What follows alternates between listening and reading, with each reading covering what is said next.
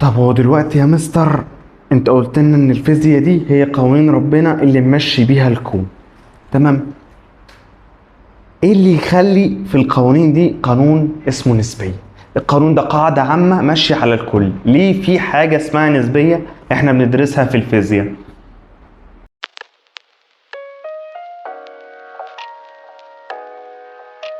السلام عليكم ورحمة الله وبركاته. معكم مستر محمد إياد في بودكاست مش عليك.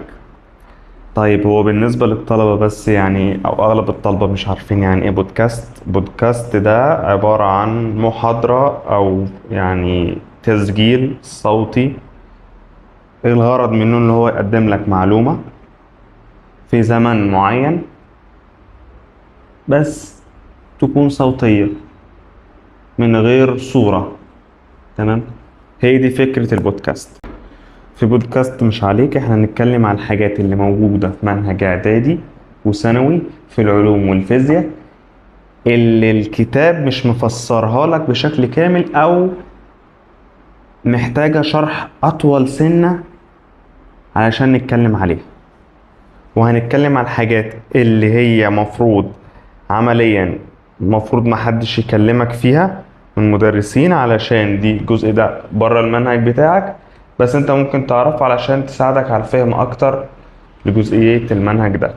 فكرة النسبية أو إحنا ليه بناخد النسبية أو ليه أينشتاين لما عمل نظرية النسبية الخاصة والنسبية العامة اتكرم واعتبروه بعدها اللي هو من أعظم علماء الفيزياء في التاريخ و. طيب بص ركز معايا.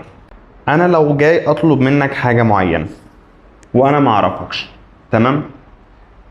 وأول ما بدأت كلامي اللي أنا أمدح فيك، وأنت شخص بيحب المدح، فاوتوماتيك اول ما ابدا كلامي وانا بمدح فيك فغالبا انت هتنفذ الكلام اللي انا بقوله لك او تنفذ لي الطلب اللي انا طالبه منك.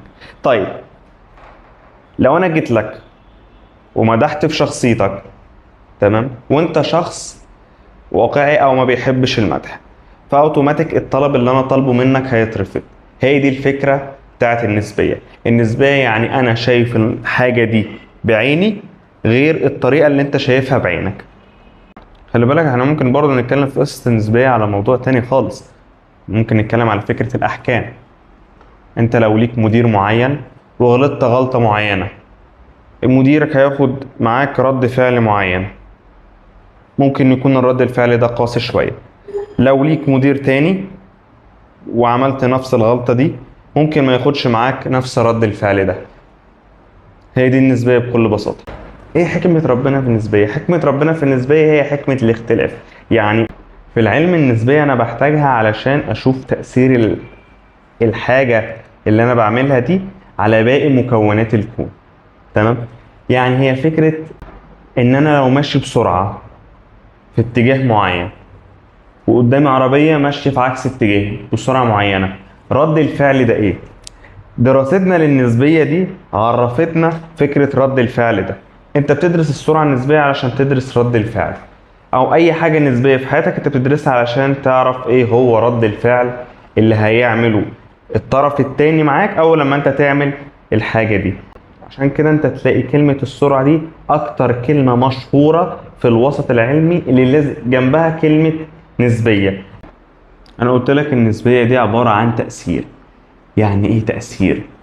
يعني انت لو قاعد بتتحرك بعربيتك، عدت جنبك عربية ماشية بسرعة، تمام، في عكس اتجاهك، ده هيأثر عليك بإيه؟ كمية التأثير دي علشان أحددها أنا محتاج أحدد السرعة بتاعتي أو السرعة النسبية، علشان بمجرد إن أنا أحدد السرعة النسبية بقت السرعة ليها قيمة، وبالتالي السرعة اللي ليها قيمة دي بقدر أعوض عليها في معادلة أو قانون العجلة، وبالتالي أعرف تأثير العربية اللي ماشية عكس اتجاهي دي عليا بقوة قد إيه.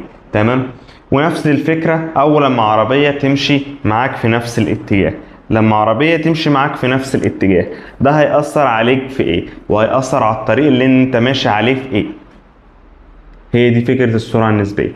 طيب اشهر تطبيق عندك لفكره السرعه النسبيه هي فكره اتجاه الهواء. اتجاه الهواء بيفرق معايا في استهلاك البنزين. لو انا ماشي في نفس اتجاه الهواء فبالتالي استهلاك البنزين هيكون اقل علشان الهواء بيزقني في نفس اتجاهي، فبالتالي استهلاك البنزين يبقى اقل. طيب لو انا ماشي في عكس اتجاه الهواء، يبقى المفروض الهواء ده يأثر عليا في استهلاك البنزين. يعني من الاخر كده هستهلك بنزين اكتر لو انا ماشي في عكس اتجاه الهواء. وبس، هي دي الفكرة او الحكمة من النسبية عامة. اكتشاف السرعة النسبية او العلاقات بتاعة السرعة النسبية ده غير فهمنا للعلم بشكل كبير جدا. غير فهمنا لطبيعة الضوء، ان هو نسبي ولا مش نسبي. غير فهمنا لطبيعة الفوتونات اللي هي مكونات الضوء، ان هي نسبية ولا مش نسبية. غير طبيعة فهمنا للإلكترونات، واتبنى على الكلام ده حاجات كتير واكتشافات كتير علمية طورت العالم بتاعنا بشكل كبير. بس هي دي حلقة النهاردة، وانتظروني الأسبوع الجاي في حلقة جديدة من برنامج مش عليك.